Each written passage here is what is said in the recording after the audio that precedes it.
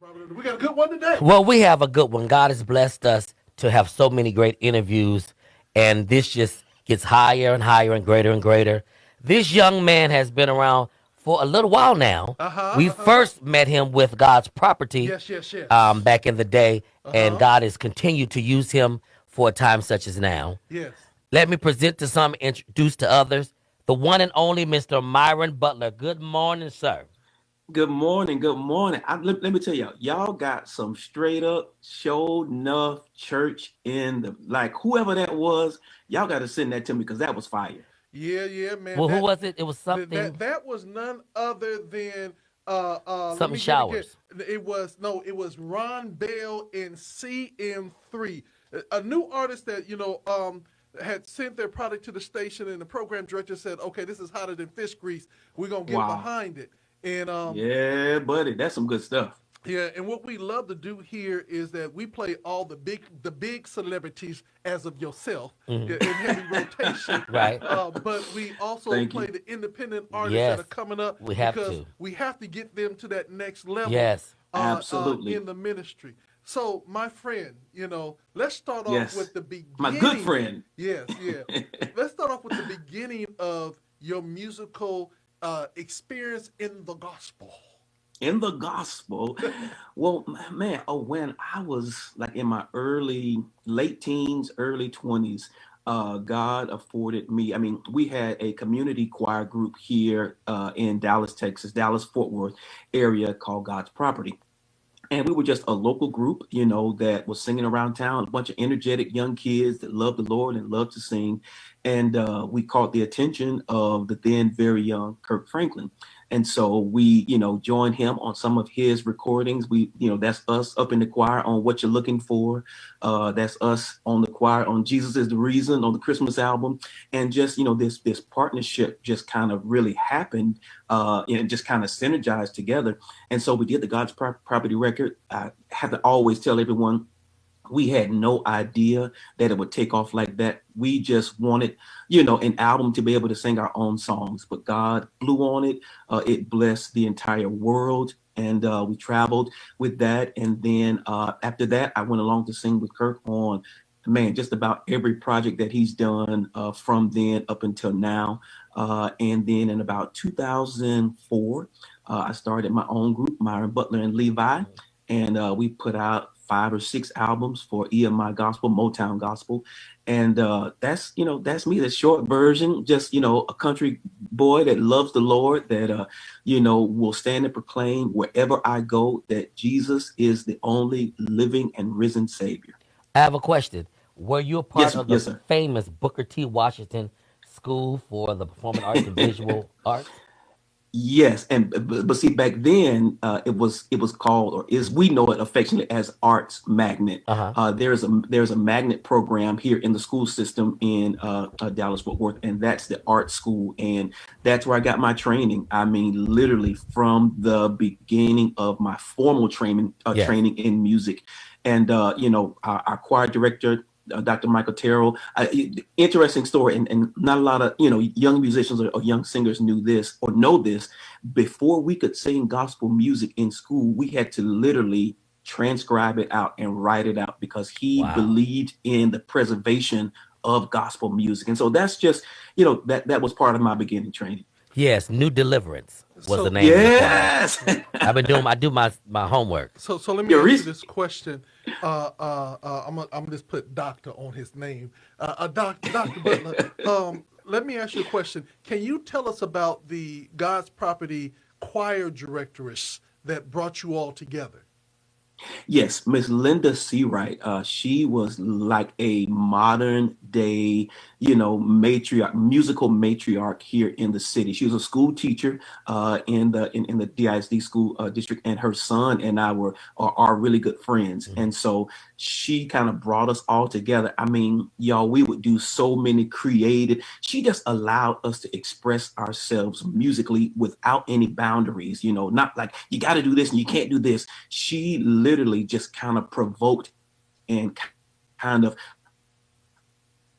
us to be as expressive and as creative as we could for God. I think a lot of times people feel like you can't be creative if you do music in the church, but that could be further from the truth. And she was, and will forever be the catalyst, the platform that literally enabled us to be able to be who we are, as God's property and as individual musicians and artists. And so we're always forever grateful to Miss Linda Seawright.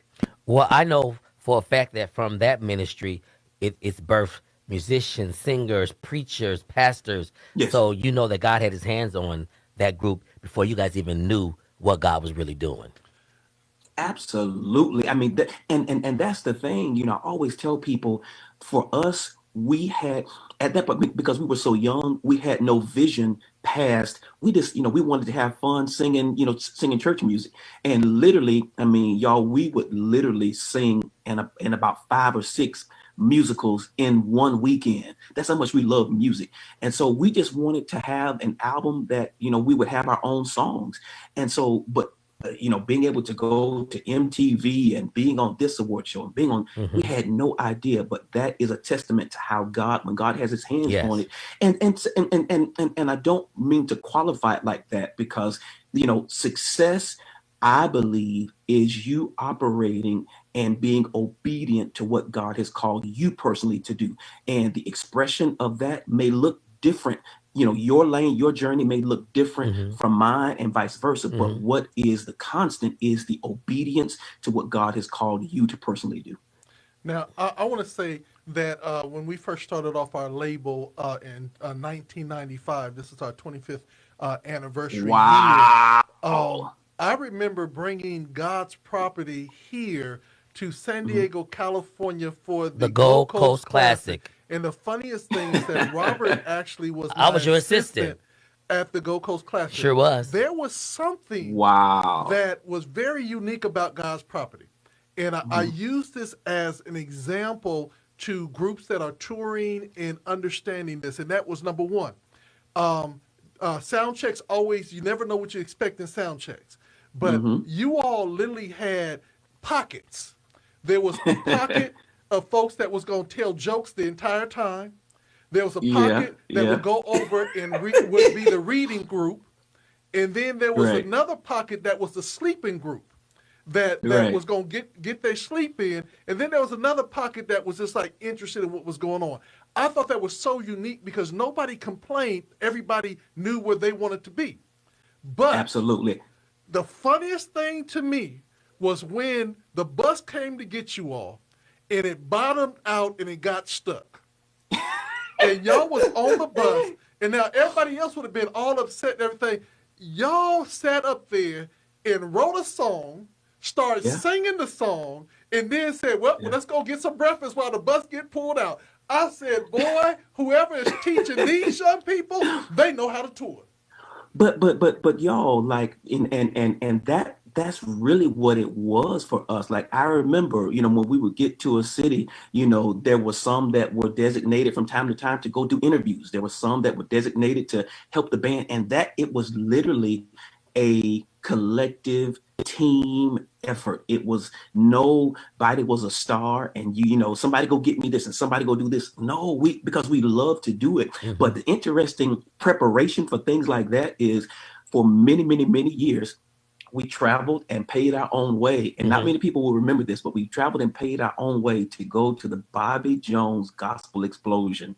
And it would be in various cities, whether it was in Nashville or whether it was in Orlando. And many times, because back then, you're just starting out. So you got to, sell chicken dinners to get enough money to rent the bus. And then when you get the bus inevitably breaks down. So we learned very early on not to, be frustrated or not get angry, stuff like that. We learned to enjoy it, because the other part of that is music was and is a part of our being.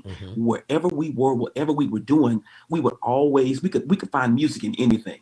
And so it was nothing for us, whether, if we're on the side of the highway and it's going to be an hour before they can fix the bus, and we doing a concert on the side of the road, and that was just us.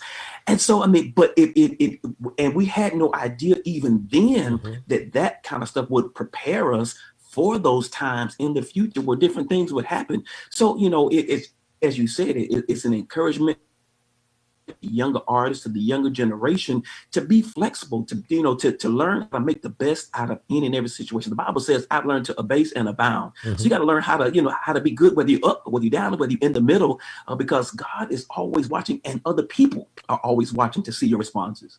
Right. I was watching you when you came with the choir because you were very animated, you were very expressive, Yeah.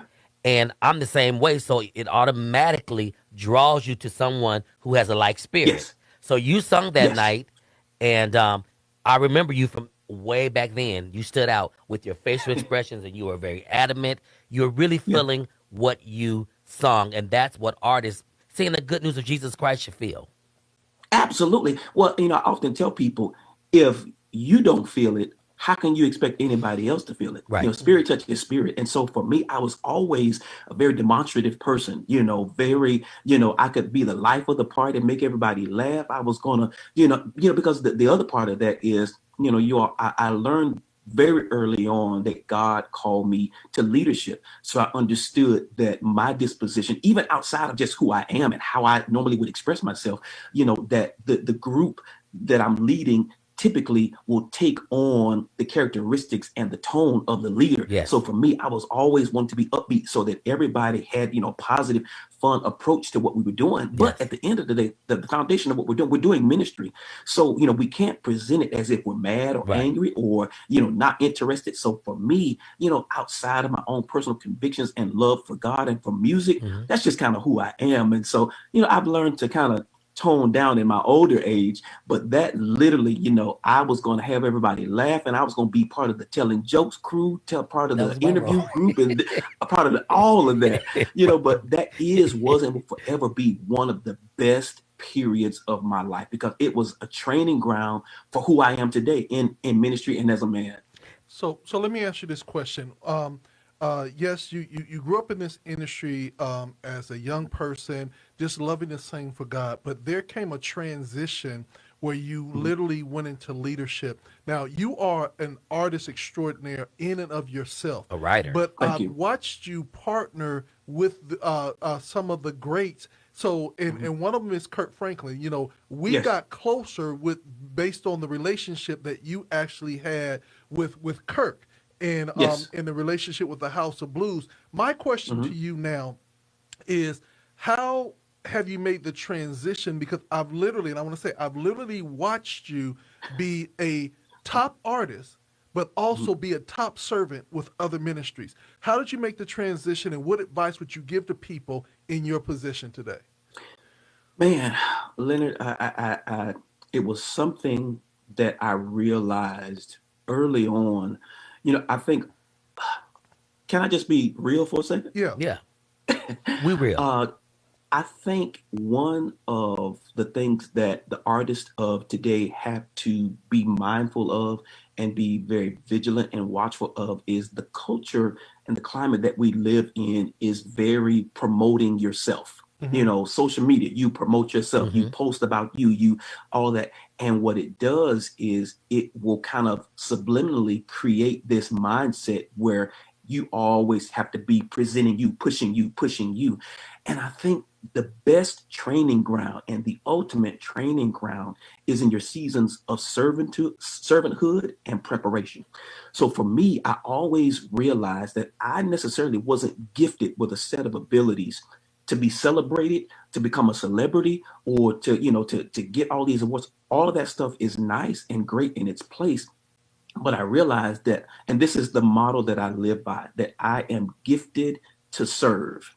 In every position, I am gifted with a unique set of abilities to serve, whether that is me serving an artist as a producer or as a songwriter or as a vocal director, or whether that is me serving a collective body of people as the artist, as someone that's giving musical leadership. And so for me, I was always, and I think maybe it had to do with when I was, starting as a songwriter, because I tell everybody, before I was an artist, I was a songwriter, musician, did choir workshops. And so I was always a part of the construction part of it. And so for me, I was just as comfortable behind as I was out front. I always realized that God called me to lead. So, that was something that I said, well, Myron, you don't have a choice with that because God has called you to do that. But it was me understanding that in every position, my duty, my responsibility, my calling is to serve rather than to be served. And so for me, it made the transition easier for me. I had no problem, being a producer and being in the studio with the artists, whether it's Tamala Mann or Marvin Sapp or Donald Lawrence or whomever it was, to be able to serve their vision. And I believe in the law of reciprocity. Whatever you put in the ground, that's what you reap. And so for me, it's a combination of all of those things. So what I would encourage all of the upcoming artists, independent, whether you're on a major label, all of that, is don't forsake the season of preparation. Don't forsake the season of servanthood, and always have a mentor, have somebody that you are accountable to. I often tell people, I realized early on that, and everyone won't have this type of person or this caliber of person, but you need to have this type of person in your life. Kirk Franklin, first and foremost, is my mentor. And I realized early on that our relationship, our friendship, our brotherhood was not for the advancement of my career. He was to help keep me accountable as a man, as a minister, as an artist, as all of those things. And so understanding that keeps my expectation of the relationship in check. And it also keeps me in a position where I'm not out here, as they say, just wilding out, doing whatever I think, because you have to have someone that you are accountable to. So it's a combination of all those things. Now let's transition into you serving with the NFL Super Bowl gospel celebration. Come on. With my sister Melanie. Melanie is a very close friend of mine. Yes, I love my Mel. She is a godsend. One of the nicest. She's one of the nicest people in the industry. Yes, sir. And I've almost been doing that for about 10 years now.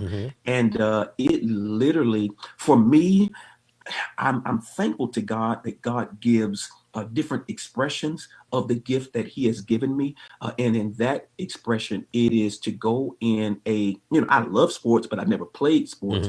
And so to go into a realm or to go into a lane that I don't have any background in, but they necessarily don't have, all of the NFL players don't have backgrounds in music. So it was this convergence of, faith, football, and music, and just to be able to help serve them, to be able to help hear their stories, and to help be able, to kind of, give them that confidence on the stage singing, has been literally a joy every year when we put on our choir robes, and, whether we're singing with, Dinah McClurkin or Fantasia or whomever it is, just, a group of guys that are in a sport, that are in a career path that isn't necessarily Christian, and for them to be very adamant, and for them to be very confident in their love and conviction for God is just one of the most beautiful things that I could ever be a part of. So I am thankful to my sister Mel. I'm thankful to my NFL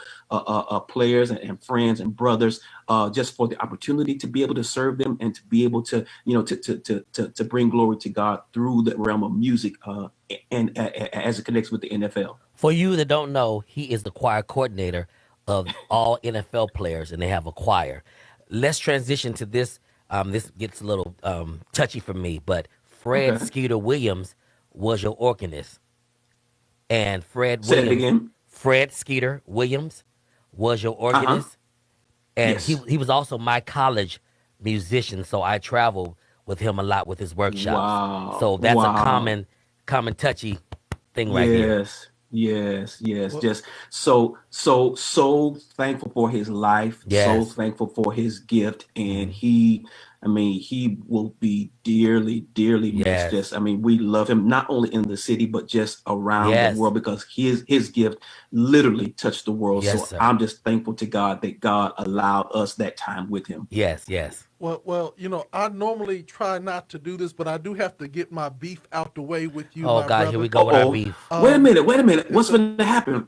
This let me get it out. Oh, God. Now you got the Super Bowl gig. Yes. You got all these gigs, and I put my application in to be your baggage carrier, to go You along know, with you, and I still ain't got the call for my interview, brother. When will I be able to get my call to? Because I could carry a bag. Oh Lord.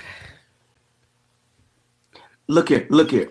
As soon as we get over this Right. coronavirus, Yes, Right. yes, we yes. gonna take care of that, and Yes. we gonna get all of that taken care of. Trust Yeah. me, and you got a witness right here. Good. Amen. No, I'm not witnessing. I'm not being a witness. I'm not being a part of that. Wait a minute. You're on your own. The one thing about Myron is that he is truly a true friend. I can Yes. call him. Yes, He has offered to write for the yes, artist. Yes. He literally had to, he was coming to the fair, and then something came up, and he said, "Bruh," and I said, "I got you," and he said, yeah, "I'm willing. The next time you have something, I'm don't yep, would no matter happen, I'm coming," and that was yeah, the Midway, and he came to the yes. Midway. I was there. He was And wonderful. when I said, now I had seen him perform and minister before, He was but on the amazing. Midway, He was I think the amazing. brother got levitation skills, because he jumped up Yes. on that Midway, Yes. and I thought that he stayed up in the air a little bit more. I said, Lord, did you just levitate him? Yes. So tell me, my friend, The energy I talked on the about. Midway, talk to me Yeah. about what was going on, because the levitation was dope. Let me just say this. That was the first time ever in my life that I had been on a ship. Like, and just that whole experience was just like Oh wow. yes. And Oh so for yes. me, I was like, you know what? I feel a little good out here. So Right. and the thing is, as I said earlier, as I've gotten older, I tone it down just a little bit, but my energy will go through the roof. I'm literally to jump off the stage, out in the audience, just because, that's just how free I am. That's just how much I am in love with God and in love with what God has called me to Yes. do. And that was, I mean, we had a good time. Like, Amen. and I can't wait till the next time, because I love the city of San Diego. I love being out there on the Gospel of the Midway. That Yes. was just one of the best and just one of the most creative, events that I've been a part of. So I thank you for that, and I thank you for our many, many years of friendship. Right. One of the things I want to say is that you had before pandemic came, you were Mhm. promoting a tour, Yes, and we want to look at that from a radio station standpoint. When yes. we get out of this Corona season, what can we expect from Myron Butler musically? But also, you also always have under people that you are bringing along with you. Yes.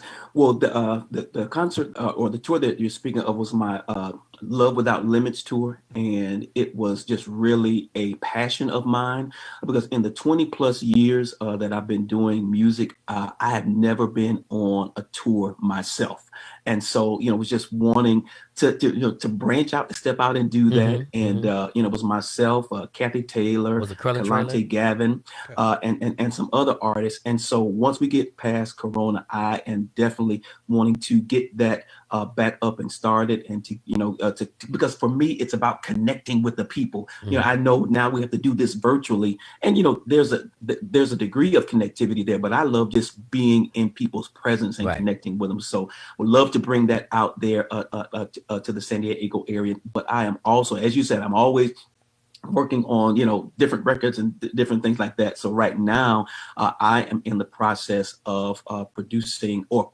finishing a record that I've done on Blanche McAllister Dykes. She Many people know that she is one of the feature soloists with Donald Lawrence and company, as well with Tri-City and all of that. And she's Mm-hmm. been singing for years. And so she and I did a live record on her probably about a year and a half, maybe almost 2 years ago. And so we're now finishing that up Oh, and wonderful. getting ready to put that out. We've got a first single that we are wanting to get ready to send to radio. It's called Words, and it's written by Donald Lawrence. So just putting out that full project, and as well working with other artists. And then it's time to get ready for another Myron Butler and Levi Right. record. Yeah. Now, what was the first song that you got placed in a national platform? It was a song that I got placed with the DFW Mass Choir called "Lift Him Up." and I was a junior in high school. Wow. That was my my very first. I was and to the artists out there, that this goes back and speaks to servanthood and preparation. I was a tenor in the choir. I was not, anybody out front. I was a tenor in the choir, and we had something called Music Monday, where anybody could come and present their songs, and I came and presented my song, and the rest is history. To God be the glory. And just thankful for those beginning steps. I always cringe when people find the video on YouTube. YouTube can be a blessing and a curse. Right, Because right. but my kids saw it, and I had on glasses. I had a full head of hair. I had a Gumby, and they're I like, saw it. "Daddy, what's wrong? That was Daddy, you. what's wrong with you?" So, That was you. I've seen it before. yeah, Didn't know Yes, who it was, yeah, but the guy was yeah, singing. well, yeah. That was me. see now, brother, Butler, I want to ask this question because this is another thing that I've noticed about you, and this is ain't no shade, but I Uh-oh. want to ask this question. How is it that you could have this phenomenal musical career and that, life is looking good, and then you have this Cosby looking family, the perfect looking family? Can you explain how you was able to get all of that and still have very few gray hairs on your head? Look here, look here. I am so thankful. To God be the glory. Number Yes. one, for my wife. My wife keeps it all together. She is and interesting fact. I graduated from high school, and I went to Morehouse for a year in Atlanta. And then I stayed there in Atlanta for a year, and I came back to Dallas, and that's when the God's property stuff began. Hmm. And Kirk, still being my mentor, he was like, "Hey, I got this church in Fort Worth that needs an organist. Can you go over there?" So I went and I interviewed and I got the job. And so I'm sitting in the first choir rehearsal, and I look at this young lady in the soprano section. I'm like, "That's my wife." And I Did knew you it hear at that music? point. Did you hear music? Tell me, no, Look, no, you went past mm-mm, it. You went past that real quick. I want you to slow it down and mm-mm. really, you on the organ and you Look look here, over the soprano section. Come on now. look here. I didn't hear music. I was playing music. Yes. Right. And I said, "So that's your wife." And it was a an aha moment.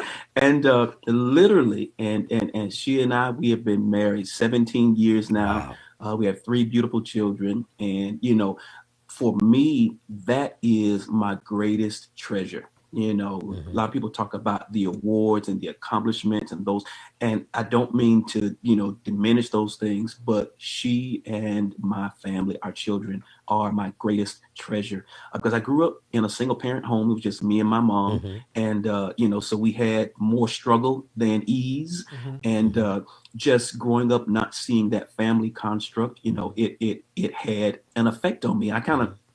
go into that app. I got a chance to write a book a couple of years ago, and I go into that. But it is and will forever be my greatest treasure. And so I am thankful. I've got our oldest. She's a senior in high school. Wow. My son is a freshman in high school, and our youngest is in the fourth grade. So, needless to say, everybody is at the house on Zooms for Hmm. school all day, every day Hmm. now. So, but I love it that they are my treasure and they are my heart. Were you in Dallas Fort Worth when they first started? When who first started? DFW. Were you a member of DFW when Yes, you first yes. started? So when I got in, yes, I was in town. Or I lived here in Dallas, but I became a member on the second record. So the first record has got like "Every Day with Yes. Jesus" and "I Will Let Nothing Separate Me." Yes. So I wasn't a part of that recording. I was a part of the Another Chance, the second record, and became a member around that time because I was literally, y'all. This is how bad I wanted to. I wanted it. So I was in high school at that time, and the rehearsals would alternate. So, some weeks the rehearsals would be in Dallas, some weeks the rehearsals would be in Fort Worth. And Fort Worth is about 30 miles from Dallas. Wow. Hmm. And so I was in high school, and my mom worked during the day. So I would literally get finished with high school and go and get on the Greyhound bus and catch the bus to Fort Worth and go to rehearsal and have my mom come and pick me up. Like, that's Now because that's that's just commitment. how That's that commitment. that's just how bad I wanted it. Like I wanted to be a part. And at that point, it was to be, because at that point, all I had ever done was listen to records. I had never been a part of a group or choir that recorded records. Right. So it was the best thing to me. And all of that stuff, like catching buses, like that was fun. That was good. Yes. And so I cannot stress that, to number one, love it, but more importantly, know that it's something that you are called to do. And like I said, that was my training ground. That was my preparation for what God would ultimately have me to do. And you guys were phenomenal. Dallas Fort Worth. Thank you. Choir. I was at the first recording. I'm on the video actually. I was Come there. on here. I was there, and I was with Ricky Womack and Yes, my cousin Earl Woods. Yes. He had a song on there. And I was down there. Earl that played. He's from San Diego. And Ricky Womack, they're originally from here. And I was there with the Arkansas choir on tour, and I got left by the bus going back to the hotel. So I got the opportunity to meet Kirk Franklin at 19 years old, who was directing some of the songs. So that was the highlight of my life. Now, if you don't know, Dr. Butler, we affectionately call Robert O'Dean the Wikipedia of gospel. You could name Wikipedia of gospel. You can name any person from here to infinity, and he will give you the history and everything else. That's why he asked you these questions, because he has a library. I don't know how he remembers it. And the one thing about Earl Dean is he's now becoming a traditionalist, and he's moved away from CDs and went back to vinyl. Yes. Oh, now, can I show you something right quick? Yes. Yeah.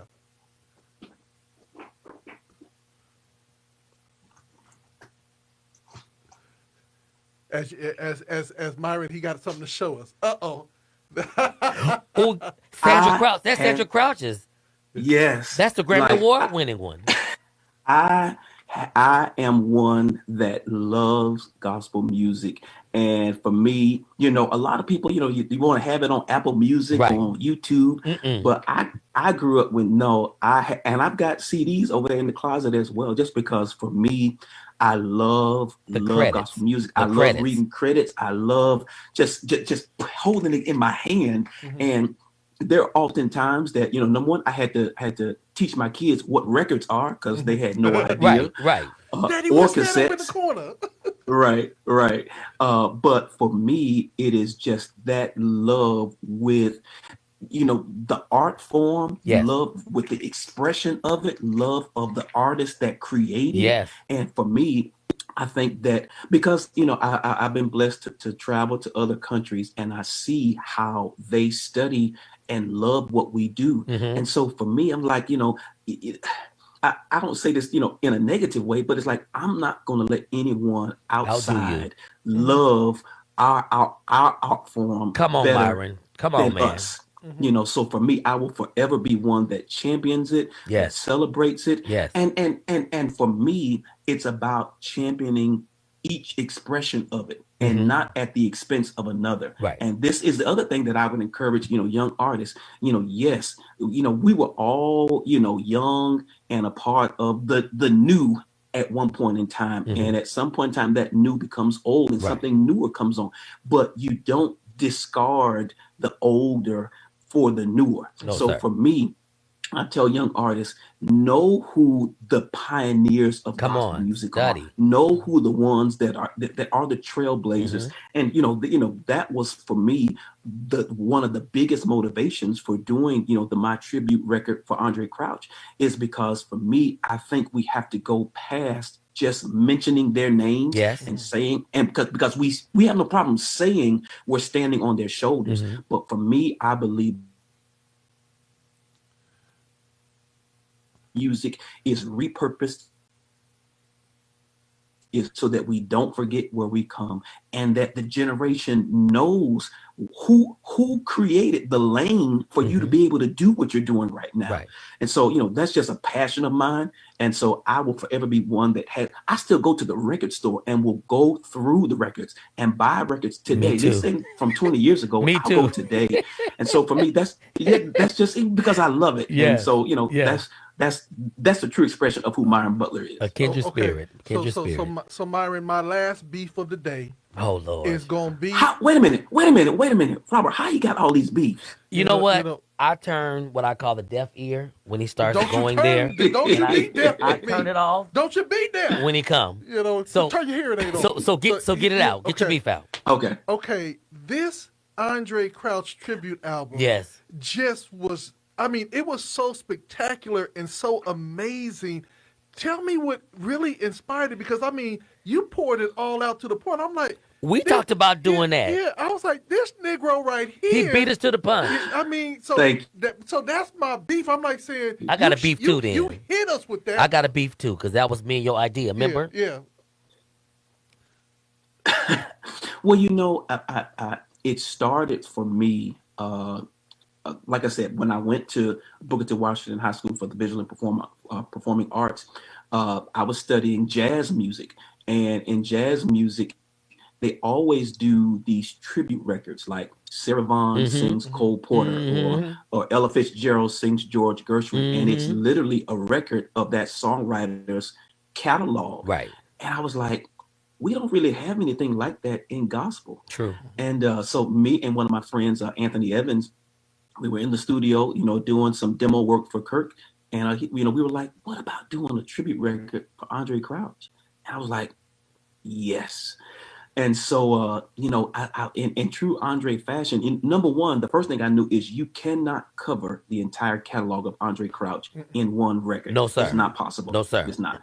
And so, you know, one of the ulterior motives that I had in doing the project at the level that I did was I hope, I pray it encourages other artists to do tribute records like this, to an Andre Crouch, or to a James Cleveland, or to the Clare Award singers, or to, you know, Thomas Dorsey, Thomas Whitfield. You know, all of these artists that literally they are the architects of what we call gospel music. Yes, sir. And so for me, you know, I knew that I had, you know, and when I listened to Andre Crouch, because Andre Crouch was one of the influences on me as a songwriter, I realized that Andre had a unique ability to find and connect and pair these voices with the songs that would literally, like, their voices became like a personality unto itself. Yes, sir. You know, you talk about the Crystal Myrtles, or yes, sir. Tata Vega. Tata Vega, like all of those singers that literally, when you heard their voice, you're like, that's distinguished. them. Distinguished. And so, you know, for me, it was about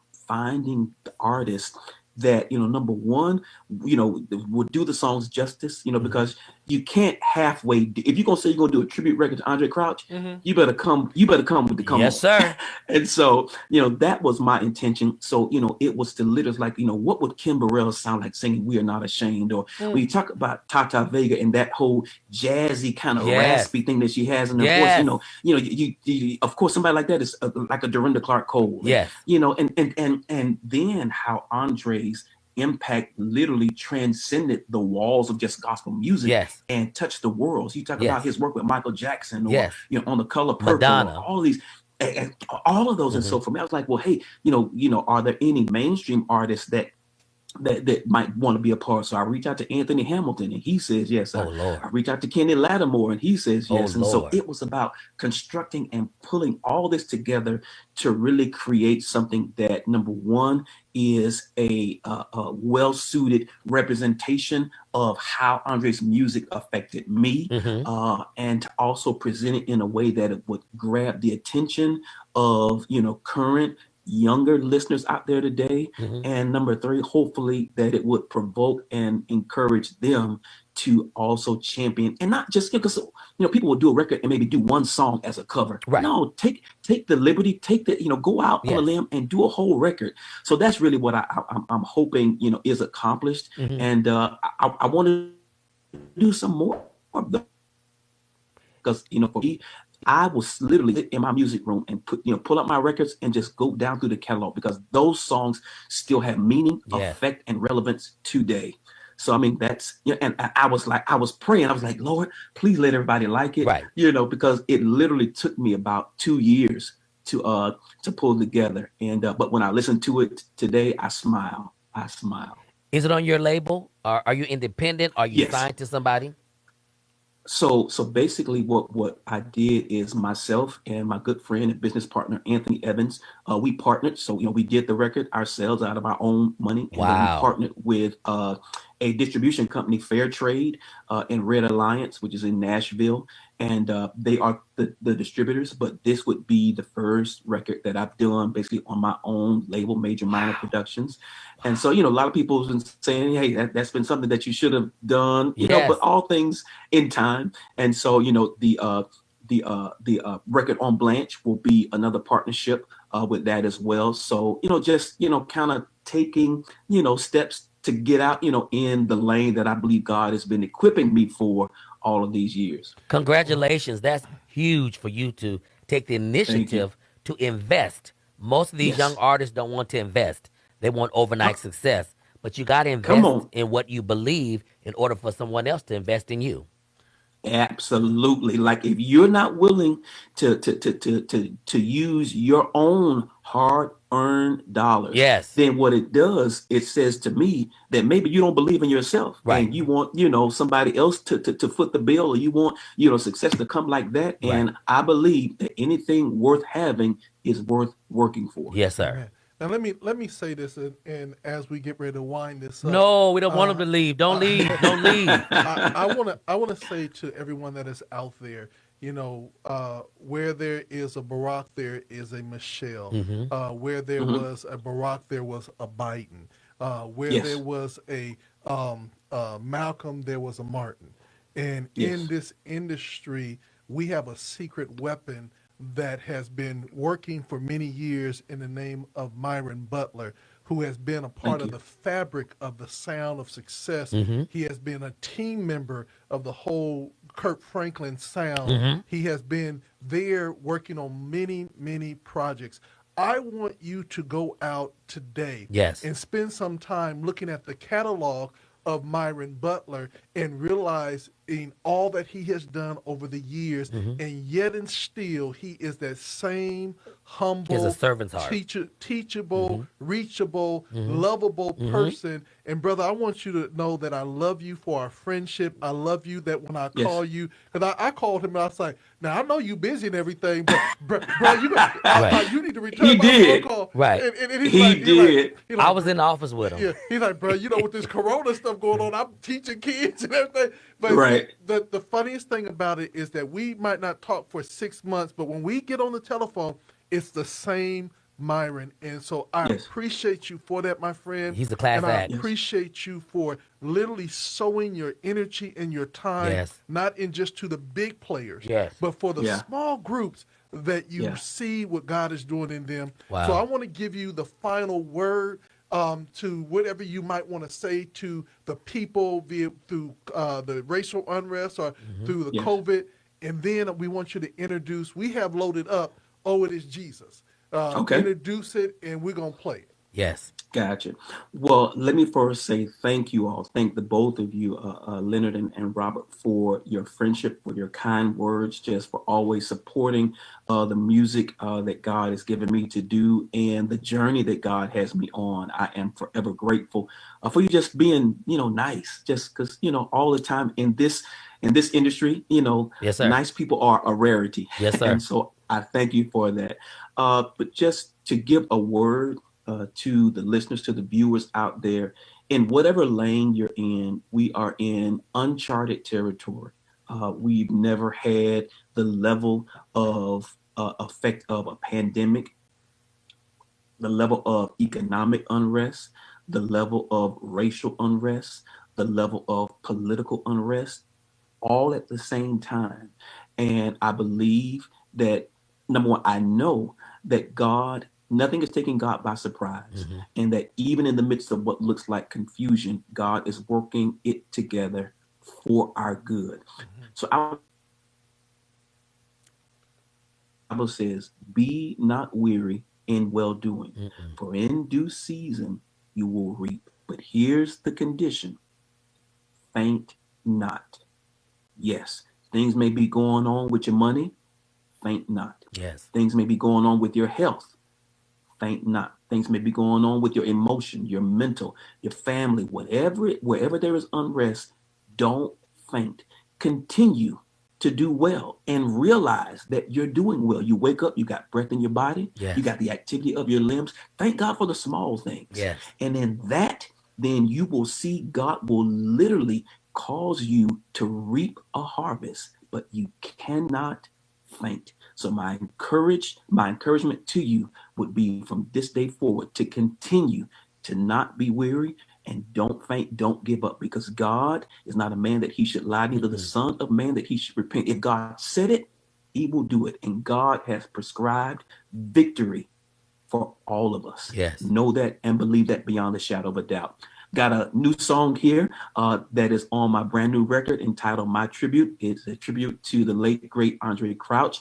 It is one of those songs that we all know, love, and grew up on. Yes. Oh, it is Jesus featuring my sister, Miss Blanche McAllister Dykes. Love you, and I thank you all for this time of sharing. Thank you so much. Here we go. Here we go. None other than Myron Butler featuring Branch McAllister Dyke. Did I say that right? Yes, on Yes. On GODRadio1.com.